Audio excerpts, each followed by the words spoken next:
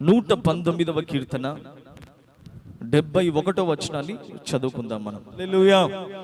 ఈరోజు దేవుడు మనతో మాట్లాడుతున్న మాట ఏంటంటే, శ్రమ నొందుట మనకు మేలుకరంగా మార్చబడబోతుంది. ఆమేన్. హల్లెలూయా. శ్రమ అనేది దేవుని బిడ్డ బైబిల్లో చాలా వాల్యుబుల్ వర్డ్. శ్రమ అనేది చాలా అద్భుతమైంది. దేవుని బిడ్డలారా, చాలా మంది అనుకుంటారు, నాకే ఎందుకు ఈ శ్రమలు, నాకే ఎందుకు ఈ శోధనలు, నాకే ఎందుకు ఈ ఇరుకులు, నాకే ఎందుకు ఈ ఇబ్బందులు, నాకే ఎందుకు ఈ ప్రతికూలతలు, నాకే ఎందుకు ఈ శోధనలు అంటే, దేవుని బిడ్డలారా, దేవుడు నీ మీద మనస్సు కలిగి ఉన్నాడు. ఆమెను చెప్పు గట్టిగా, హల్లెలూయా. దేవుని బిడ్డలారా, ఒక్క మాట గుర్తుపెట్టుకోండి, దేవుడు ఒక వ్యక్తిని ఆశీర్వదించాలనుకున్నప్పుడు, దేవుడు ఒక వ్యక్తిని గొప్ప చేయాలనుకున్నప్పుడు, దేవుడు ఒక వ్యక్తిని తన ఆలోచన చేత పైకి తీసుకురావాలనుకున్నప్పుడు, దేవుడు అంచెలంచెలుగా ఆ వ్యక్తిని ఆశీర్వదించాలనుకున్నప్పుడు, మొదట దేవుడు ఆయన ఎన్నుకునే పద్ధతి ఏంటంటే, ఆయన విరవడం ఆరంభిస్తాడు. ఒకటి, శ్రమ అనేది మన జీవితానికి దేవుడు ఆశీర్వాదకరంగా మార్చబోతున్నాడు. ఆమేన్.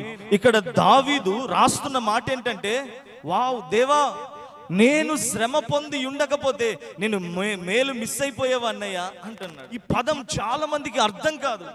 ఈ పదం వెనుక ఉన్న దేవుని యొక్క విలువ, దేవుని యొక్క మనస్సు, దేవుని యొక్క ప్రణాళిక, దేవుని యొక్క ఉద్దేశం చాలా మందికి అర్థం కాదు. అయితే దేవుడి రోజు నీతో మాట్లాడుతున్న మాట ఏంటో తెలుసా? నీ శ్రమ వెనక, నీ కన్నీళ్ళ వెనక, నీ బాధ వెనక, నీ దుఃఖం వెనక, ఆవేదన వెనక దేవుని బిడ్డలారా, దేవుడు ఒక కార్యాన్ని దాచిపెట్టి ఉంచాడు. ఆమె చెప్పు గట్టిగా, హల్లెలూయా. నువ్వు విరువబడుతున్నావు అంటే దేవుని బిడ్డలారా, నాశనం కొరకు కాదు, నువ్వు విరువబడుతున్నావంటే దేవుని చేత కృప పొందుకోబోతున్నావు, దేవుని చేత దీవించబడబోతున్నావు, దేవుని చేత ఆశీర్వదించబడబోతున్నావు, దేవుని వలె నువ్వు మార్చబడబోతున్నావు. ఆమె చెప్పు గట్టిగా ఒకసారి. శ్రమ దేవుని బిడ్డలారా అనేక విషయాలను మనకు నేర్పించగలుగుతుంది. అందుకే నేను అంటున్నాను, శ్రమ నీకు కీడు చేయదు, శ్రమ నీకు మేలు చేసేదై ఉన్నది. ఆమె చెప్పు గట్టిగా.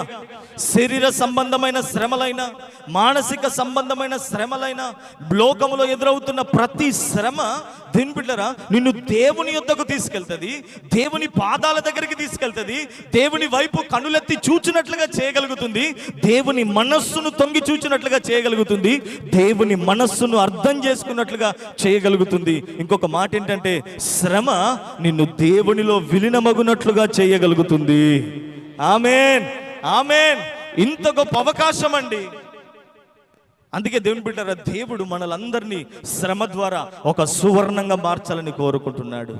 శ్రమ ద్వారా దేవుని జీవితంలో మేలు చేయాలని కోరుకుంటున్నాడు. శ్రమ ద్వారా నీ జీవితాన్ని దేవుడు నిలబెట్టాలని కోరుకుంటున్నాడు.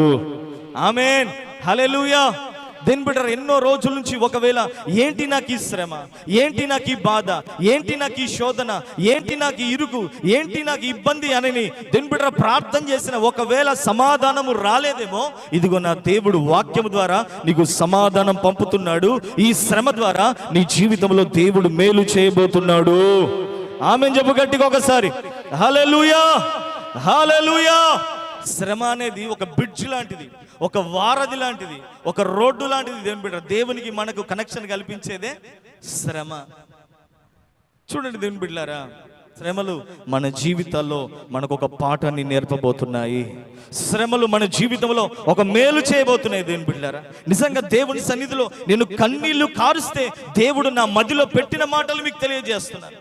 శ్రమ భరించండి, శ్రమను ఓర్చుకోండి, శ్రమను సహించండి, శ్రమను తాళండి, శ్రమను తట్టుకోండి, శ్రమను శిరస వహించు. శ్రమను దేవుణ్ణి ప్రశ్నించకు. దేవా, నేను నీకు లొంగిపోతున్నాను, సరెండర్ అయిపోతున్నాను, నువ్వు నన్ను ఎలా నడిపిస్తావో నేను అలా దానికి అప్పగించుకుంటున్నానని చెప్పి చూడు, దేవుడు నీ జీవితంలో దిగివచ్చి అద్భుతాలను దేవుడు చేయబోతున్నాడు. ఆమె చెప్పు గట్టిగా ఒకసారి. హల్లెలూయా, హల్లెలూయా. అందుకే నేను అంటున్నాను, శ్రమలో దేవుని బిడ్డలారా మనం ఎక్కువగా దేవుణ్ణి స్తుతించే వారిగా మనం అందరం ముందుముగాక.